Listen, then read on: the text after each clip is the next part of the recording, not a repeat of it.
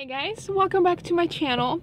So this video is going to be a part 2 to my previous video where I talk about questions that can help you decide if van life is for you or not.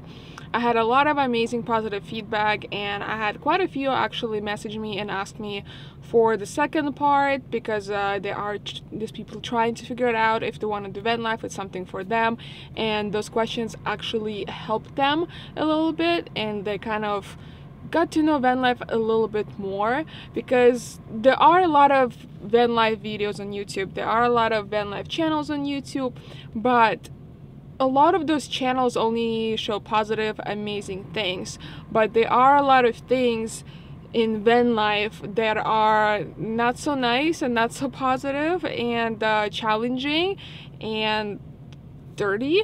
So I feel like it's very important to talk about those things, because I've met and I've seen quite a few people who got into van life because of watching YouTube videos, only to quit a few months later after realizing that it's not as glamorous as they thought it would be. So yeah, this is going to be the part 2 to that video. If you haven't seen the video, I'm going to link it down below and a little card up here, so definitely check that out. And yeah, let's just get right into it. So the first thing I want to ask you is, are you creative in some way or another? Being somewhat creative while living in the van is kind of a necessity, because when it comes to van life, it's not like living in a house. You have to become creative on how you're gonna build things or finish things or even fix things. For instance, our van, since we got the high top, we haven't really done anything to it besides painting it, so all of our wires are still visible, and we're still trying to figure out the way of how we're gonna do it, because we don't want to like panel it, because we're gonna lose space that way. So becoming creative and coming up with solutions on the spot is gonna be a regular thing for you when you live in the van.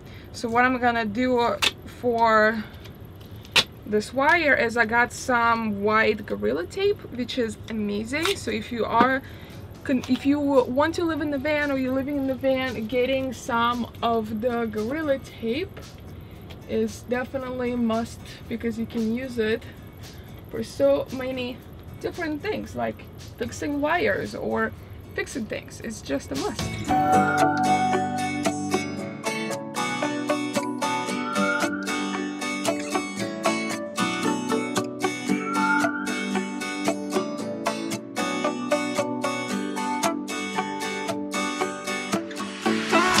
Another question that you need to ask yourself is, how are you gonna make money on the road? So there are a lot of van dwellers out there, and all of them make money in different ways. There are people who make money online by doing digital marketing or advertising or whatever it might be. There are people who do labor, so they go to farms and work seasonal jobs and they move around that way. There are people who just live in one city and they have a regular 9-to-5 job. So there is a lot of ways you can make money on the road. You just have to find the right one for you. I suggest not hitting the road without knowing how you're gonna make money, because it's gonna make for a stressful situation, and making sure you have some sort of saving before you head on the road is also important. That way you'll have a little nest saved up in case something were to happen. How do I make money on the road? A bunch of different ways. I do photography on the side. I have this YouTube channel that makes me a little bit of money. I make money through ad revenue. I make money doing delivery services like Postmates and DoorDash and stuff like that. I do occasional cash gigs from Craigslist.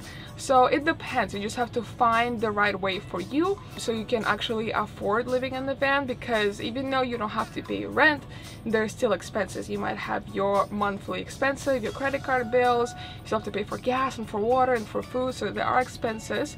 It is going to be cheaper than living in an apartment, but it still costs money. Another thing that you need to consider is if you have a pet. Everybody has a pet, love their pet, whether it's a dog, a cat, a turtle, whatever it might be. And we all think that our pets, our dogs, our cats are the greatest in the world, they're the chillest in the world, they're the most amazing pet in the world. Like Lily, for example. She is an amazing yellow lab dog. She is super chill, she goes with the flow, she sleeps when we drive, she walks around with us, and she is truly an amazing travel dog.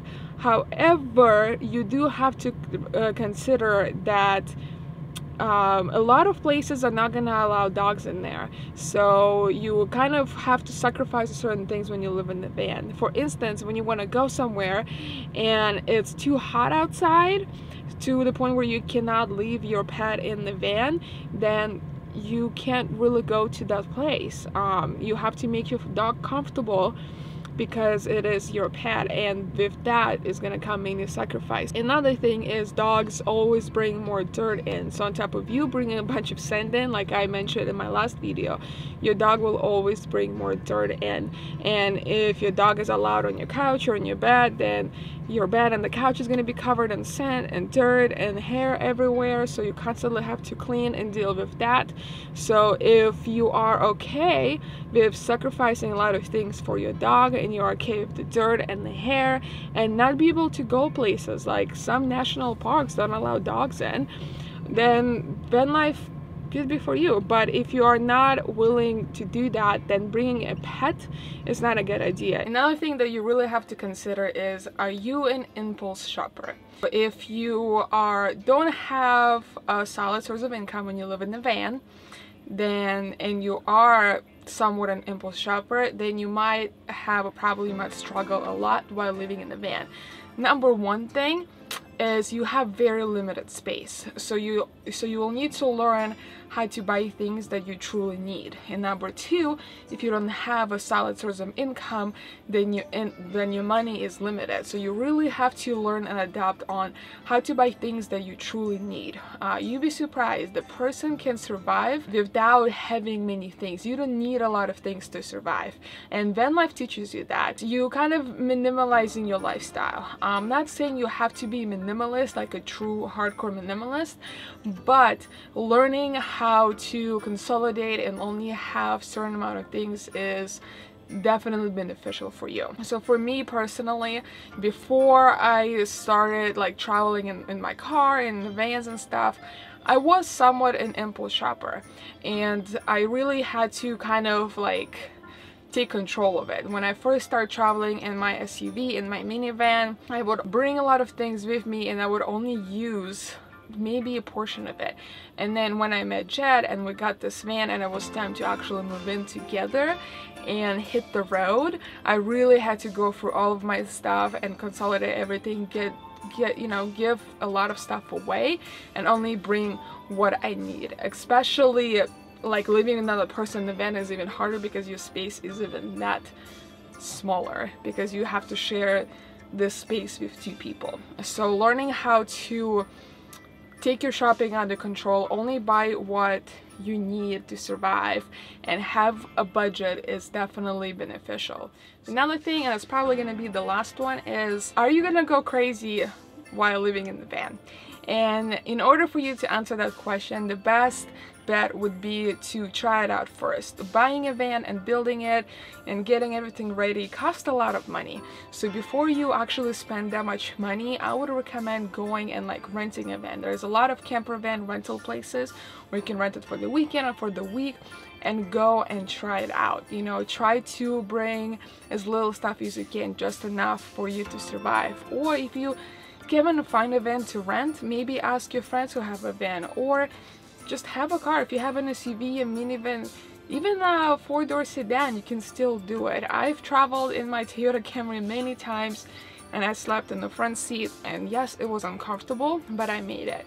And I had a lot of fun, and because I had a lot of fun, I knew that moving into a van or even an SUV or a minivan would be fine for me, because I had a lot of fun living in a four-door sedan, and it was challenging, but I made it and I still had a lot of fun. So for me, I knew that van life is something for me and I'm not gonna go crazy. So really consider doing that before you invest into buying a van and building it. Hey guys, this is gonna be it for the video. I really hope you enjoyed it. I hope it is helping you to truly decide if van life is something for you, and I hope you found it beneficial. Please don't forget to like this video if you truly liked it, and if you want to see more videos like that where I kind of talk more about van life and help you decide if it's something for you, or just, you know, if you want me to help you in your van life journey, don't forget to leave me some comments down below Let me know if you have any questions about my van, about the lifestyle, about me, whatever it is. Comment down below. I love reading your comments. And if you're new to this channel, please consider subscribing. I would really appreciate it. And don't forget to click that bell notification button down below as well to get notified every time I upload a new video.